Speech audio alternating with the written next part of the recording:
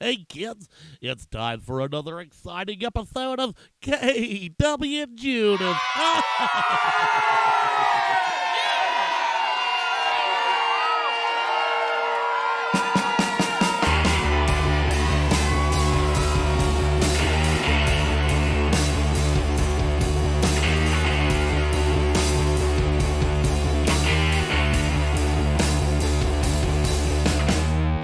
Doorman was stamping hands.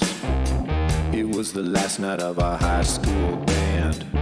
Arms around each other's necks, dancing around as we flex, flex, flex. Your mama's there and she's snapping pics. Facebook Live without a single click. Pretends to stream the band on stage, but on the screen is a son's back face.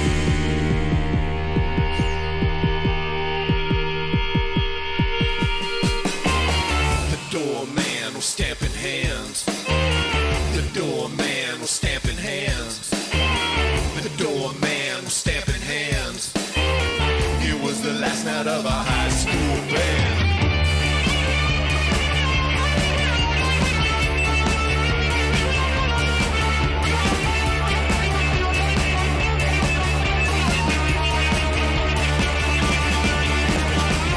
Ryan got engaged to move to Arizona to become an audio engineer. And the school said they placed him in a position in his field somewhere across the U.S. His first 9 months were up, and hopefully she'll be able to move out and meet him.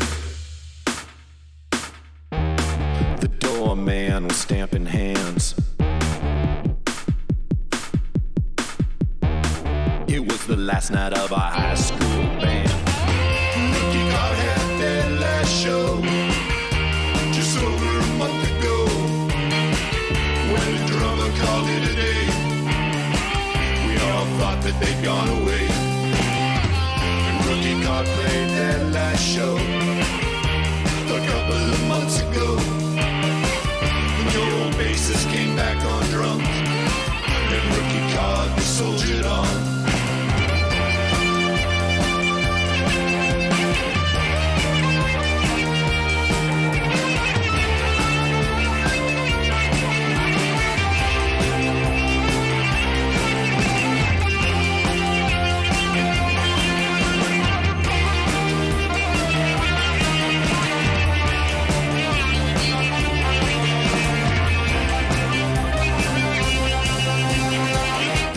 Man was stamping hands. It was the last night of our high school band. Arms around each other's necks, dancing around as we flex, flex, flex. Flex, flex, flex. Flex, flex, flex. Flex, flex, flex. All right, that was Doorman from MISS MASSIVE SNOWFLAKE here on KWJUDAS Free Radio Provo. And goddamn, we have had these guys booked more than once, and more than once. Just keeps seeming to slip through the cracks. Well, I'm glad you pursued us and kept with it, because I'm happy to be here. And he's not even here, folks. We're doing this over the phone once again. I'm in Billings, Montana. Okay, I was just going to ask, where are you at right now? Are you on tour, or is that where you're from? No, I'm from Billings. I lived here till I was 17, and then I left for 29 years, and I moved back like 5 years ago. Yeah, so I lived in California and Oregon for almost 30 years. Where were you at in Oregon? Portland. I spent about 20 years in Portland. Mainly, I was in a band called Rollerball. I was in that band a decade. They've been a band since 1993. It's the same trio. They've had a few other people join the band and leave, but the original trio has always been the same band, which is pretty impressive. Because what is that? That's 30 years. Yeah. Oh yeah. They just played this week in Portland, Oregon. So I think that's a 29-year career already. Pretty amazing. Good band. I'll have to check them out. That sounds interesting. I hear a lot of good bands out of Portland. You know, I've been booking bands for like 20 years. Oh, awesome. Yeah, like I've run all ages venues. I've run a couple, like some bars, and I've done, just a lot of I've been in a lot of bands. So, yeah, Oregon altogether. If someone says they're from Oregon, I'm just like, this should be interesting. Yeah, I spent 20. I just was there, Miss Massive Snowflake, right before we were supposed to be in Provo there to meet you, or Orem. We had played in Oregon. We played Portland and Eugene in Oregon on this last tour just 3 weeks ago, a month ago. Yeah, Eugene's actually where I've spent the most time. Well, pretty much any time I've been in Oregon. Sure, we'd like go and travel other places, but I got family there. And Cool. It's a cool place. I like that place. Yeah, we had a cool show. There's a venue there called John Henry's. This is the third iteration of it. I've played there in the 90s with that old band Rollerball I was talking about earlier. Now it's cool. They have a new venue, a new spot, different people running it, but it's cool. They've kept that name as a like a part of Eugene's history, music history.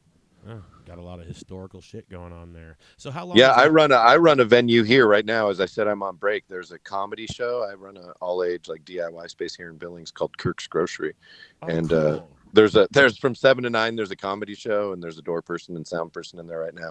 So I was like, I got to take this call, and then at 9, a band from Bozeman, Montana plays. So that's why I was like, I got to take off at 8:45. So you got a comedy show and a rock and roll show going on tonight.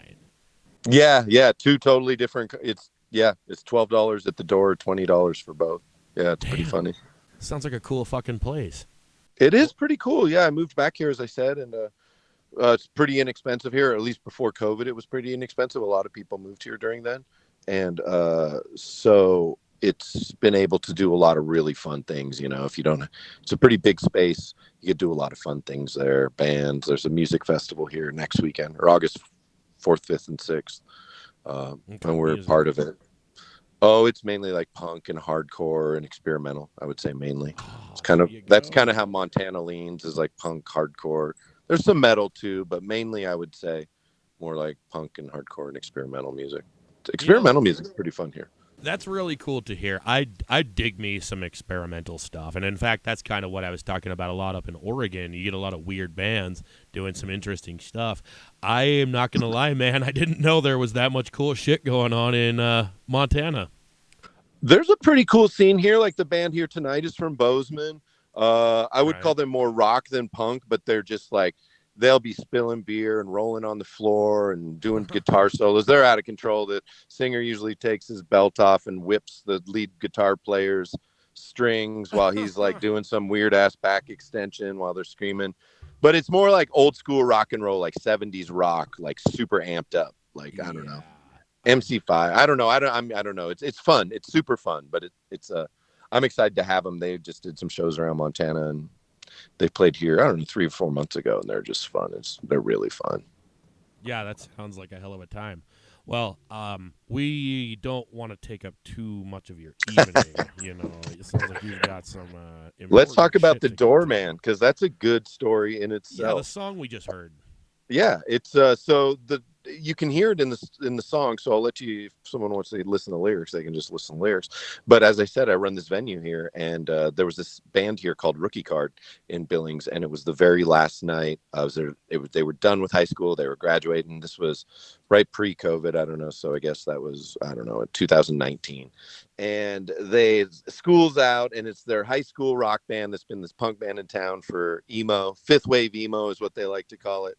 And it's their last show, and their mom comes and she like videotapes them, and it's just that's kind of what the song The Doorman's about. I was the doorman, and the kind of the hook is the doorman.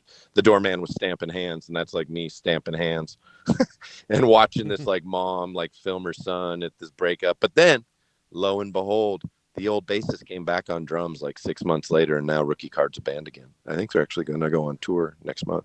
So what was with everybody drawing on the calendar, or that little poster in the front?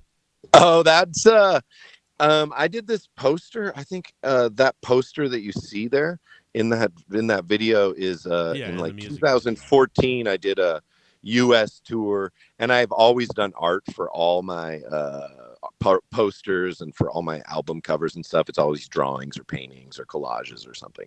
And I was working with a promoter that was like, you should really do a photo of yourself. And so I did that photo of myself on that poster, and I sent them all over the country, and like all over the country. If you go to Instagram and put in like hashtag, I think it's Miss Massive Snowflake Remixed. I think that's what it is, that hashtag.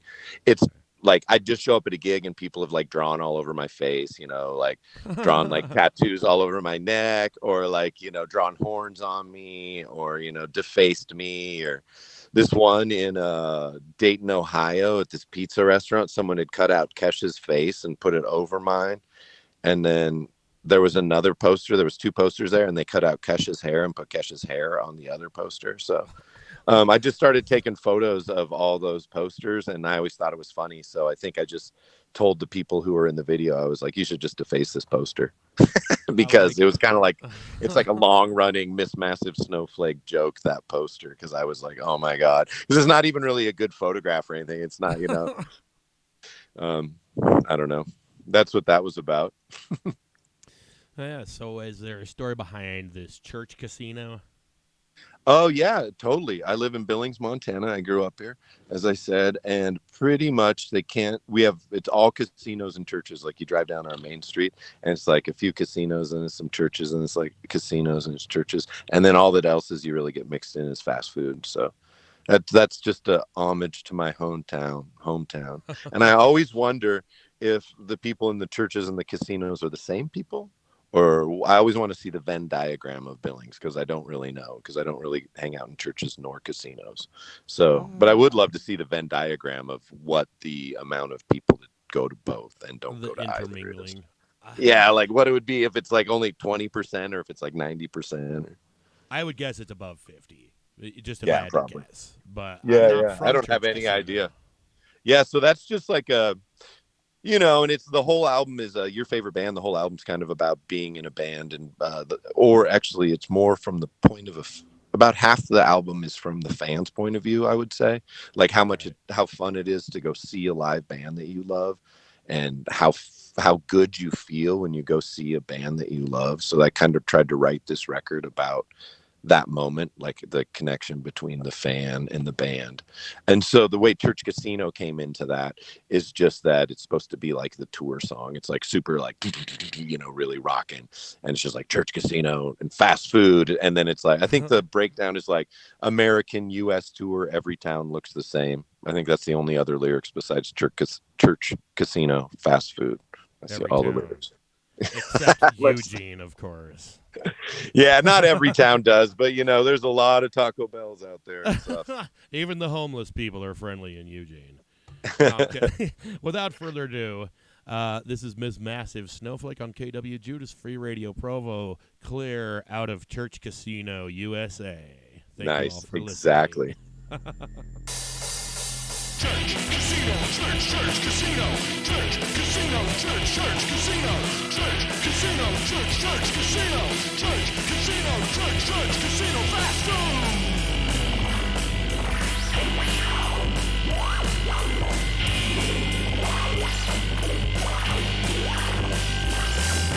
Church, casino, church, casino, church, casino, church, casino, church, casino, church, casino, church, casino, church, casino, fast food.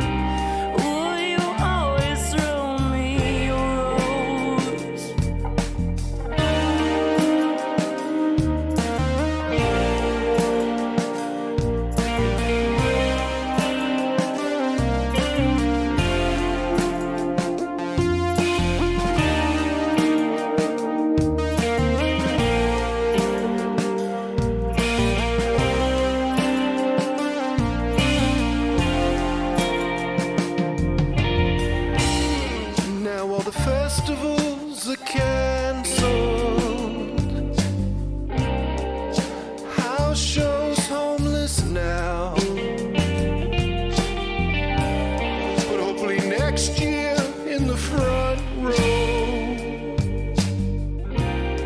Clad in black, holding your rose.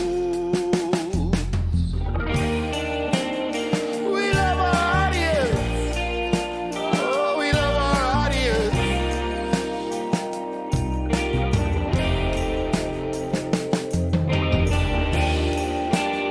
We love our audience.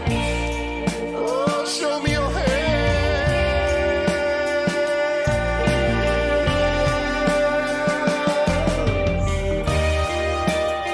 We love our audience. Oh, we love our audience.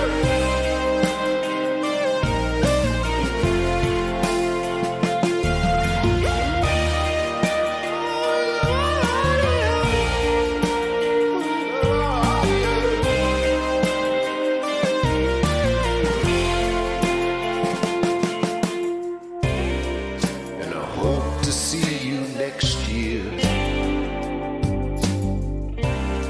We're all shuttered in our home, but I've still got your music, and we're together in my home. Oh, we love our audience. We love our audience.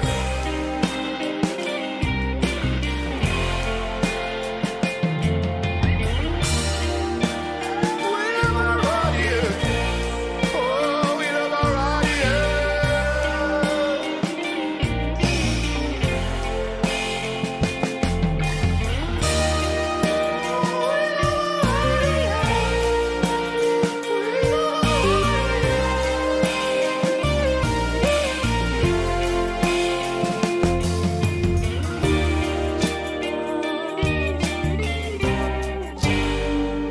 All right, that was your favorite band by everyone's favorite band, Miss Massive Snowflake, here on KWJUDAS Free Radio, Provo, Provo, Provo. I'm glad to make your listeners' favorite band, Mark. Thank you. Thank you. Yeah, and they're just going to have to deal with it. Great. Hey, Yeah, so that was the title of the album. That was the title track. It was kind of that was kind of the lead in to what the album was about, like how much you love music, how much you love seeing bands you love, right. how great that moment is, and how good you feel, and how sometimes you feel so connected to like the singer of a band. That's kind of what that song's about. It's conversation between the fan who goes to see their favorite band on their tour every year and stands in the front row with flowers and throws flowers at their favorite singer, and then the singer singing back to them like, oh, it's great to see you in your tour t-shirt from last year.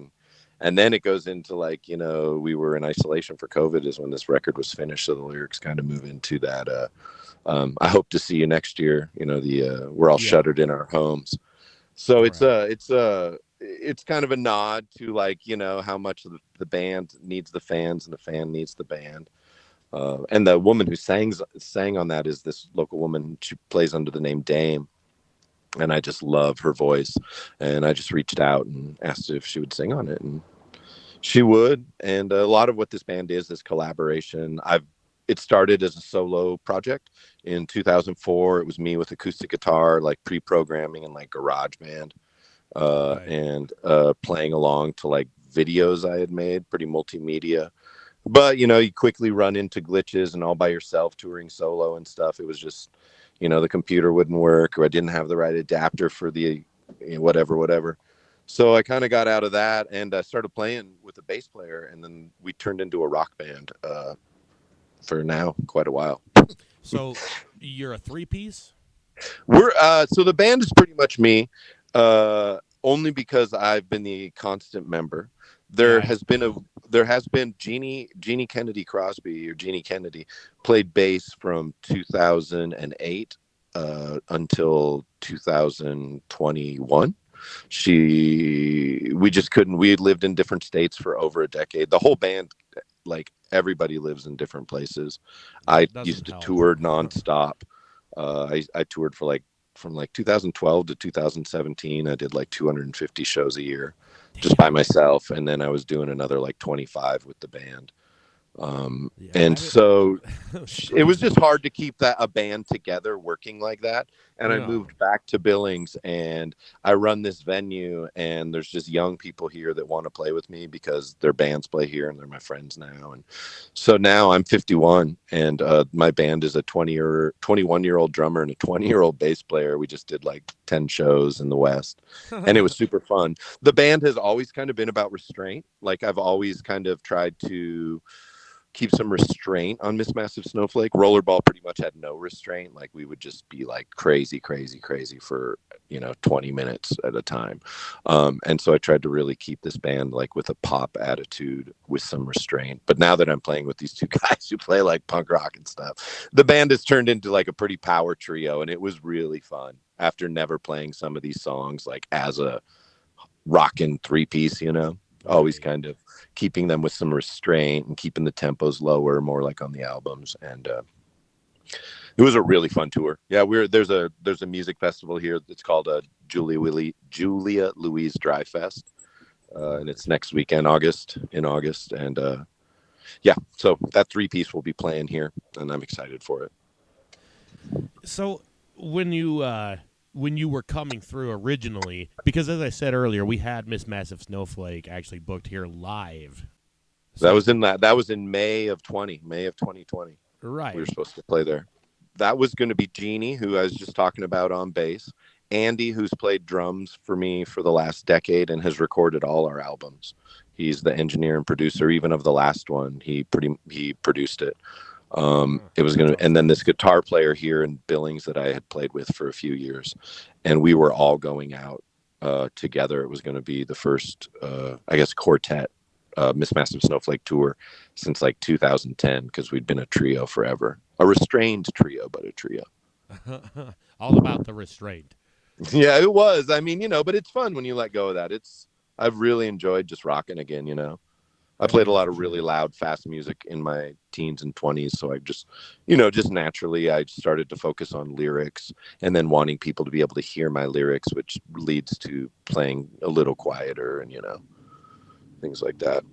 Word. So let's get into another song. Let's head into Oh Shoot. Oh Shoot. I think it's another good pop one. Kind of, unless you had something else planned. We're going to play Oh Shoot here on KWJUDAS by Miss Massive Snowflake. KWJUDAS, Free Radio Provo. Thank you all for listening.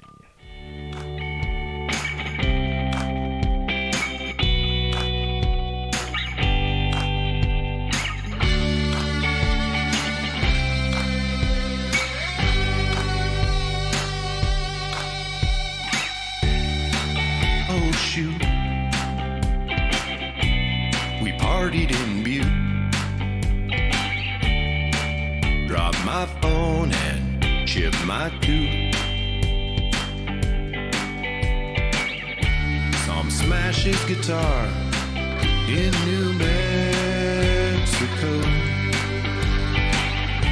Punch a fan in the face in LA. Last week I got the email cause I was still on the mailing list. It's been 10 years, they're back out on the road and I drove 8 hours out for this. Streamed the entire band's discography and sat through the local opener. After party at an artist warehouse where I made out with the drummer, and she had to make Seattle by 5 p.m. But when I woke up, she was gone. Ran my teeth across my tongue, feeling each new crack. Cut my fingers scrolling Facebook on the splintered glass.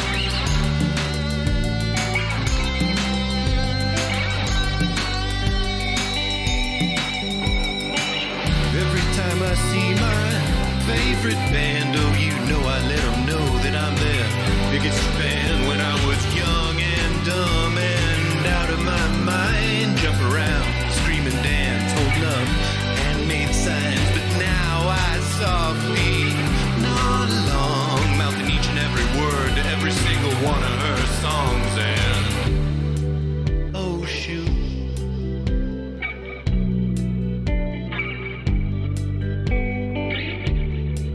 oh shoot.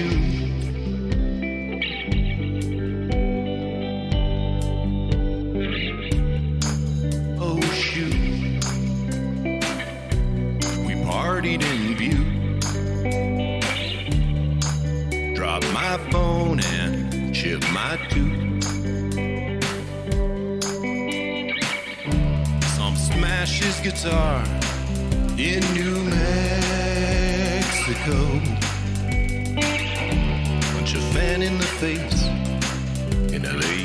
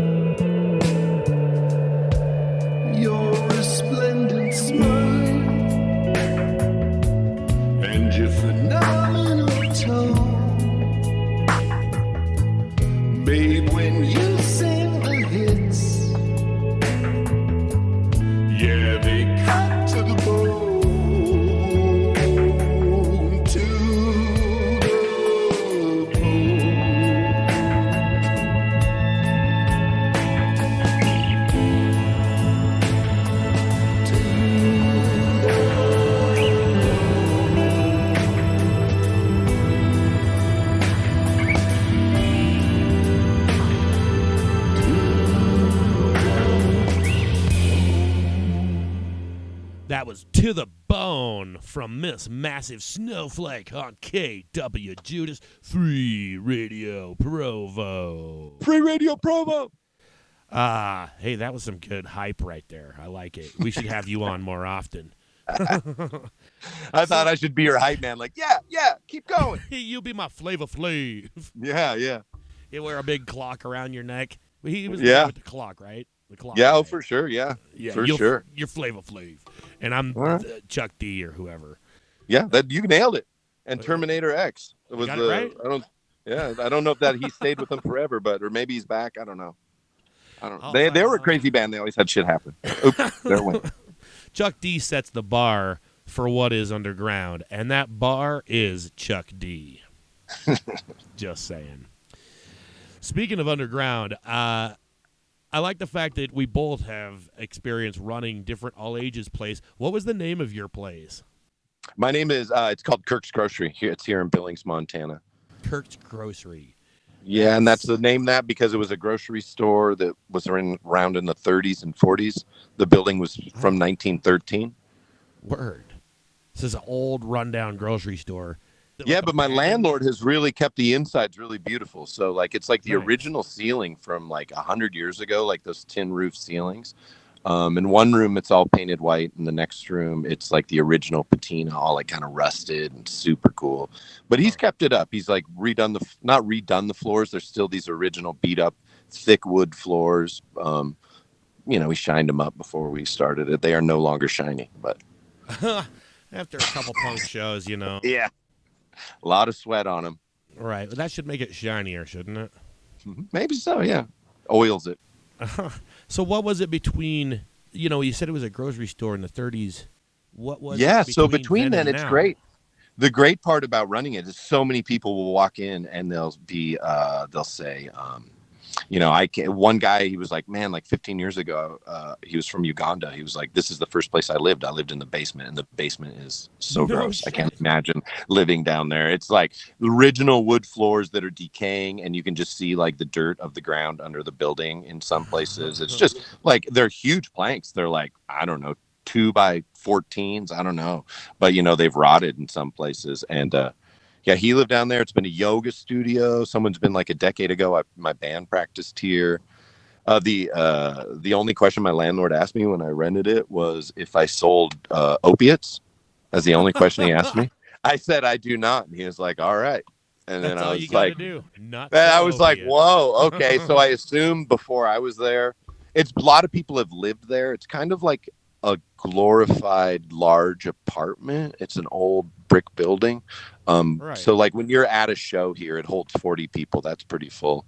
And it's kind of like a glorified house party kind of scene. Still sounds pretty badass to me, man. I'm loving this place the more you keep talking about it. If ever I'm coming through, dude, I'm hitting you up for a gig. Yeah. Oh yeah. We do touring bands all the time. I mean, that's Hell our yeah. thing. So being that old, I mean, I bet you pick up some pretty creepy vibes, huh? Any like weird shit going on there? There's a spot. It's where actually right at the original back door. So at some point along the time, they added on more brick building to the back of the building. Right. But you can tell it used to be the back of the building because in this room that's called the tub room, and it's called that because on the door it says the tub room. I don't know where that came from. But when you go in that and you look back at the rooms that you have passed through, there's like bars on the windows. So that was the original back of the building. And right there where the back door is, and then right at the back door, there's stairs that lead to the basement. There's multiple times when I first was here, got the building, I would go through this spot. You'd just be walking, and all of a sudden you'd just be super cold, and you'd just be like, whoa, weird. And then you would go like 4 more feet, and it would just pass like a thought. And I didn't realize it I felt a few times. And then one day I was like, it's always right here. And then, sometimes I'm alone in the building late. It hasn't happened in a couple years. I think I just got really used to the building. Okay. I would get super freaked out. And I have this set of tarot cards that my friend who overdosed back in 2002 did really weird things with. And I've kind of I'm not into tarot cards. They're not my thing, but this was a thing that he was into the Necronomicon and using these cards and just doing wild stuff. And he thought these spirits were after him. And so I have this. When he overdosed, his mom told me to go through his room. I took some records and I took this tarot card box that I thought probably no one should own. Or no one should use, because I don't really know much about tarot, and I'm not even into it, but I believe in energy and that kind of stuff. And he was super into it in a dark way. Anyways, so I've just had this thing for 20 years, and I just kind of always keep it hidden and I keep it away. And anyways, there's this guy who lives here in town, and he came one night, and he's just kind of out of his mind, weirdo. I don't know if he's on drugs or he's just surfing a different channel than the rest of us or whatever. But he starts hanging out in that spot in Kirk's that gets all cold. He walked through that and he was like, "Hey, bro, man, you got some weird." And then instantly he just finds this box that these tarot cards are in, like, my back room. They're not like accessible.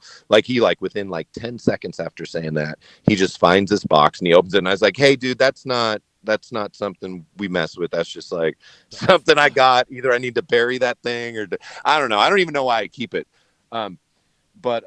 But he just went right to it. You just found it right after it, and he opened it, closed it. I was like, and he didn't get down.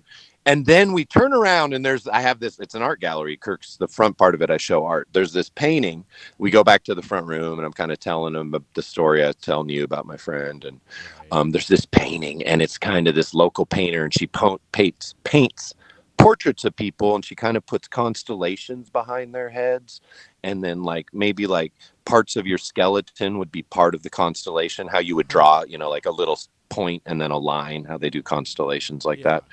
And I look at this painting, and I swear this painting was like looking back at me, and I'm like, "Yo, this painting is looking at us." And he's like, and it was super wild, and we rolled out of there like 30 seconds later. I was like, "I'm out, bro. This painting is looking at me after you found the tarot cards. That why did you even know that they were there?" And then so it was all happened probably in, I don't know, less than 5 minutes, the whole interaction. And he actually never came back to Kirk's. I barely knew the guy, but he was not a regular, but he never came back. And I was all weird. Whoa.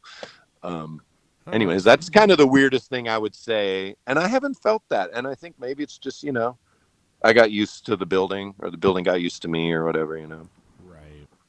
That's not like super freaky, but that is pretty like, what the fuck? Yeah. I don't know. That's about all I got, I had a friend who thought he was visited by aliens all the time back in San Diego when I lived in San Diego. And then we saw that movie. So he had told me all these stories about how they visited him and all this stuff. And then that movie, what was a book too, but with Christopher Walken, not First Contact. What's it called? Anyways, there's a movie, and literally the scenes in it, how the aliens approach the people, are exactly how my friend had described it for like 3 years. And that was really weird, because I'm always like, "You do a lot of drugs, you're on acid, whatever, bro. You're just whatever." And we were high school, Billings, Montana, maybe Utah. A lot of young people do a lot of dumb stuff. What else is there to do besides? Yeah, exactly. So that was a pretty freaky thing, because like pretty much exactly how it's shown in that movie. That came out in like 1990. He'd been telling me since like junior year, 87. I was like, whoa, like the different sizes, the grays and the blues, and how they touched his face, and he would just not remember till he woke up again, and things like that. Damn. We got to get him on the show. Yeah. Is he still around? But yeah, not much about Miss Massive Snowflake besides the music on this show, but that's great. I mean, my life, I'm older, I'm 51, and I've kind of led a DIY life my whole life. And all the art has just kind of blended into one for me. Like, I have this venue, but like, this morning I did improvisations with a couple people that hang out here. And then, my band will play here like in a month, and like, I don't know. And I designed the flyers for it and kind of help with the branding. So like everything is kind of the same to me at this point. When I had my own so it's like the music and the visuals and kind of everything just kind of morphs together as I've gotten older. And I don't see, as we talk about Kirk's, it's like a social art project for my hometown, where Miss Massive Snowflake is just as much of an art project, but it all just kind of runs together for me now. I've kind of crafted a cool life coming back home. Oh, yeah, it sounds like you got a really badass setup there, man. Yeah, it's been good. I've had it worse. That's for sure. Yeah. So you said that you had an EP that you just brought out. Yeah. So we had an EP came up back in March. It's 4 songs that we recorded through the internet with Andy, who's done all our records. I talked about him earlier. He's played drums on almost all the albums and recorded them all. He, at his studio in Portland, I would send him guitar. Actually, I wrote this whole Intrepid Feelings on bass. It's the first album I've ever written the whole album on bass, which is just weird. I just played a bunch of That's cool. bass, and I recorded some I kind of did some drum machine beats, and then he replaced those with real drums, added synth. Pretty much Andy made the record. I just kind of made the skeleton of it, and then came back and put a couple vocals on it. And kind of Andy always, I kind of write the songs and write the lyrics, and Andy just makes the albums. Like he's a real good producer. I feel like he knows how to work with me. He's just like, oh, I think a synth should go here, and I'm like, well, every time you put something on the album, it sounds good. So just keep doing your thing, you know. So I love working with him. But this album, Intrepid Feelings, or this EP, was just very much me sending him bass tracks I had written with some like drum beats on them and some minor synths, and then he just kind of really flushed them out, and then we put the vocals. No. It includes Jacopo Andreini, who plays an instrument called the bouzouki. Hell yeah! So he bowed it. He did a is.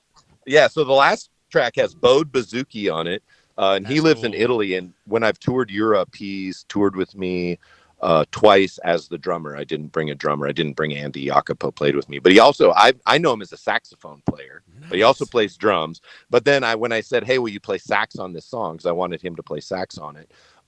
He said, actually, I haven't played the sax in like 2 years. During COVID, all I've played is bouzouki. Do you mind or the first year, he's like, can I put bouzouki on it? I was like, sure, man, do whatever you want. You always do cool stuff. And so that's kind of like that crazy guitar sounding thing. And the doorman is a bouzouki. The lead guitar is actually a bowed bouzouki. And then he's also on the last song, Exhaustion. And there's this guy, Arrington Denaiso, who is from a band called Old Time Religion out of Olympia. And he played clarinet on it, like bass clarinet. And it's just a song called Exhaustion. And it's just squeaking and squawking and, just awesome. And I'm playing these super heavy, loud, just guitar ringing chords. And it's just kind of got like bird squawking free jazz clarinet on top. Wow. But those were all done. I just sent them a track and was like, hey, would you put something on here? And that's kind of how Intrepid Feelings was made. Me and Andy, Jacopo. Oh, and then Jeannie, who has been the bass player in Miss Massive Snowflake, she put vocals on one song, but she didn't do anything else on the album. She put vocals on the song Love. So it's just kind of like me sending out tracks to people and seeing who gives me what, and then Andy putting that all together.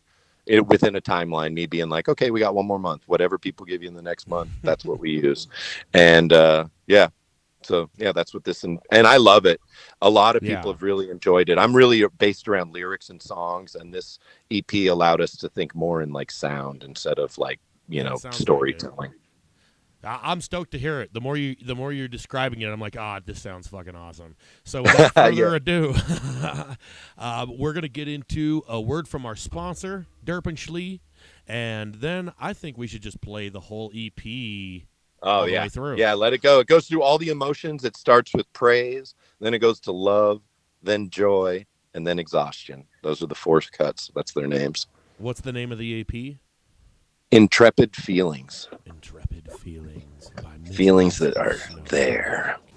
Feelings that are there. Did you say are or are not there? That are there, yeah. Intrepid's like creeping. They're creeping feelings that are there. Creeping feelings that are there by Miss Massive Snowflake on KWJUDAS 3 Radio, Provo. But first, a word from our sponsor. Hey, kid.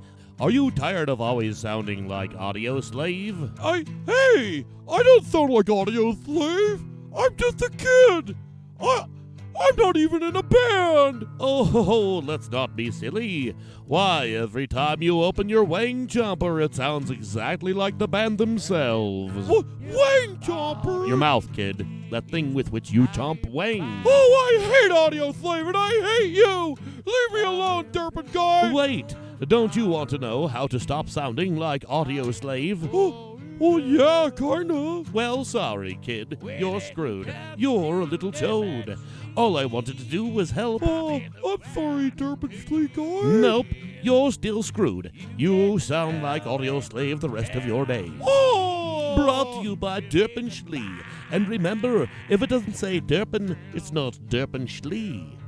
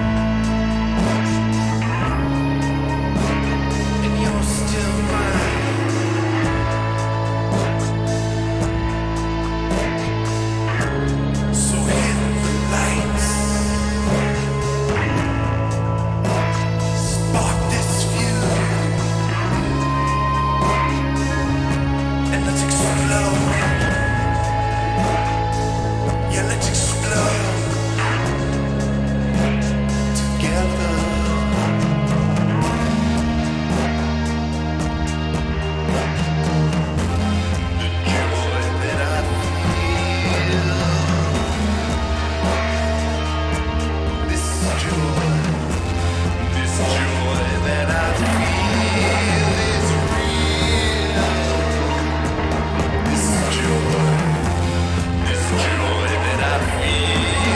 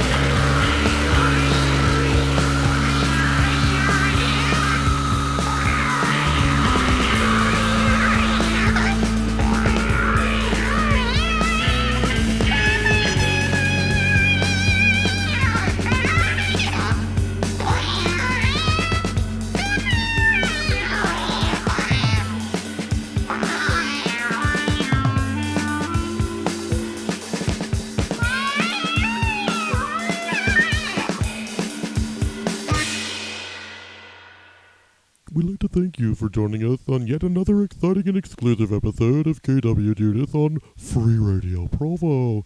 We now turn you back to our regular free radio program.